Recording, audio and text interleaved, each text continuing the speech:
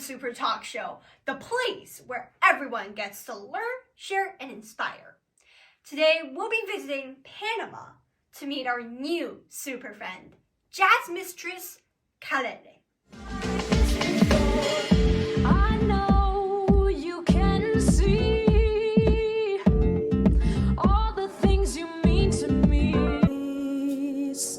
with the memories that can't be erased.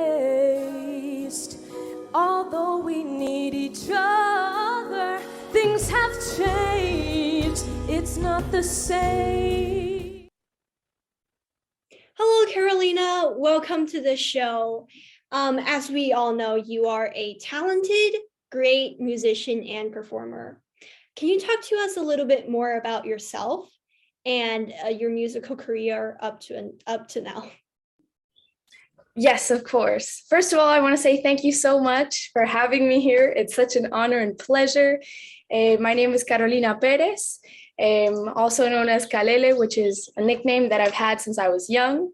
And now it's like my artistic name. So yeah, I was born in Boston, Massachusetts. And my dad is from Panama, which is where I am currently right now. And my mom is from Chile.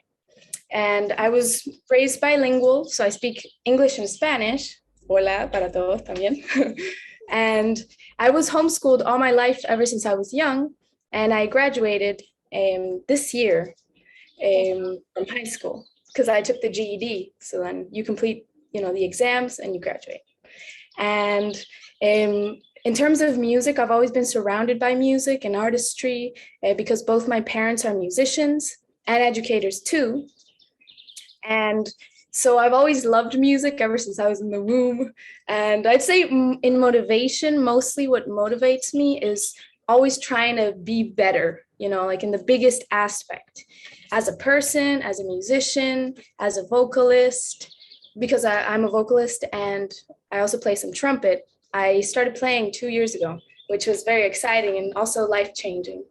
And yeah, so what keeps me motivated is just remembering, that anything is possible if you work for it. So that's very Oh, that's so cool. I'm just wondering, because you have obviously a whole band next to you, and if you're homeschooled, how did you find those like-minded individuals who you're working with right now? well, lots of them are from programs and from just situations in life, like in the foundation here. My parents have a foundation called Fundación Danilo Perez.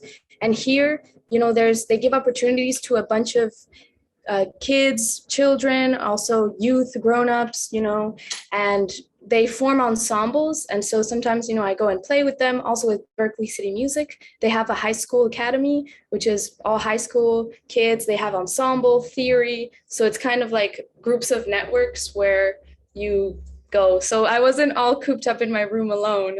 There was lots of social groups going on. Wow, that's amazing.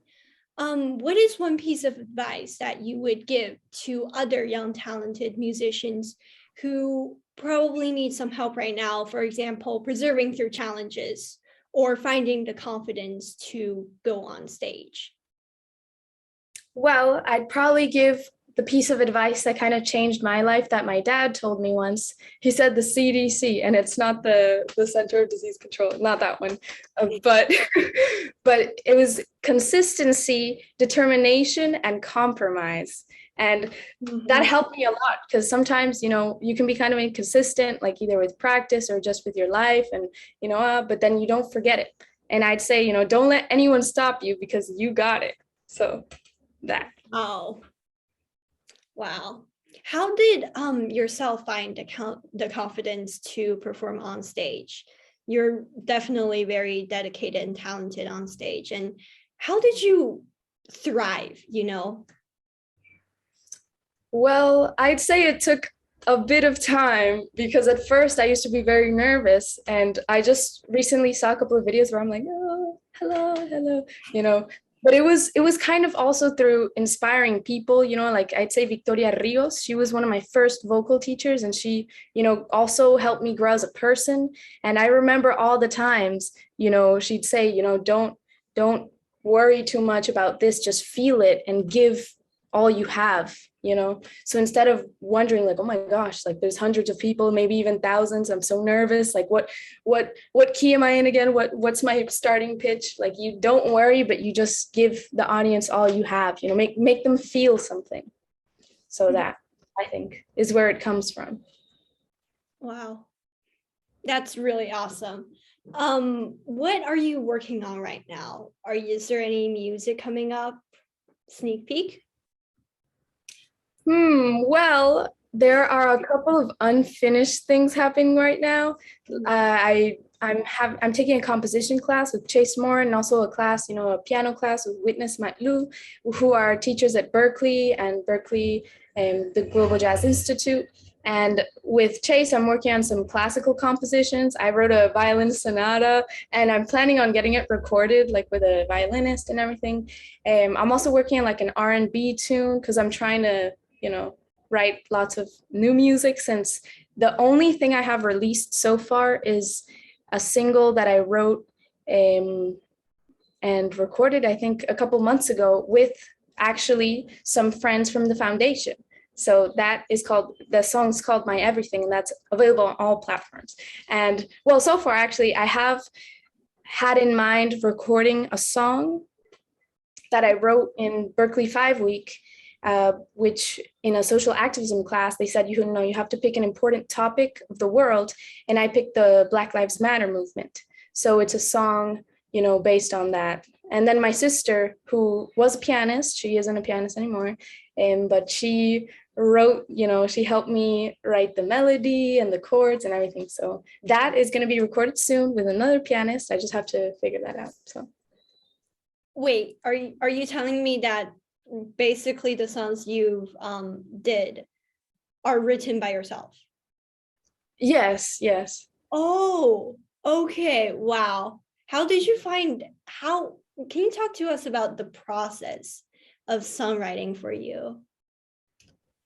Well, I feel like it really depends. It's evolved a lot, because it used to be, oh, a random melody would come up like da da da da, and then I'd put lyrics to it like I'm going home now, something like weird like that. But now it's more me sitting down and just trying to write nice chord progressions, and then me like putting a melody on top and writing the lyrics. So that's how it is more. That's really cool. Can we talk about like basically the culture in Panama? Because I think that's where you are right now visiting, right? Yeah. Yes. So I've actually done some research. I found that Panama is situated between the northern and southern world, the capital being Panama City.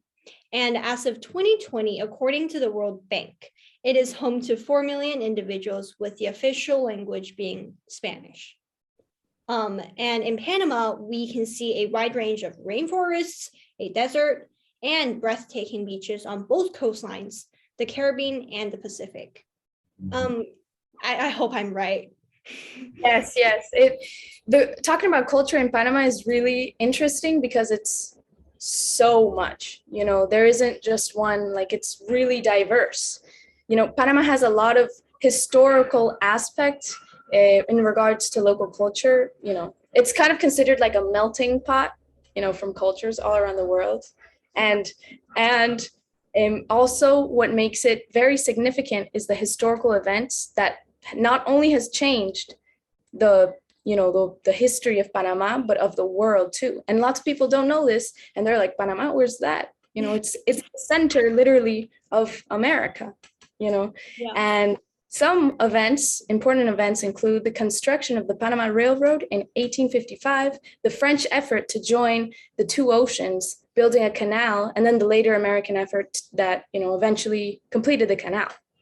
Wow.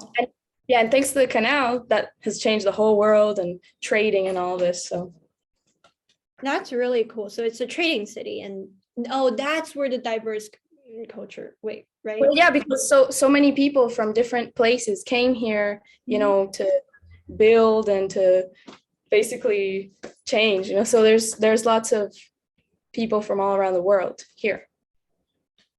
Wow. Thank you Carolina, thank you so much for introducing the culture and your journey to being the talented musician you're today. Thank you so much for being here with us, and maybe see you next time. Thank you. See you next time. See you.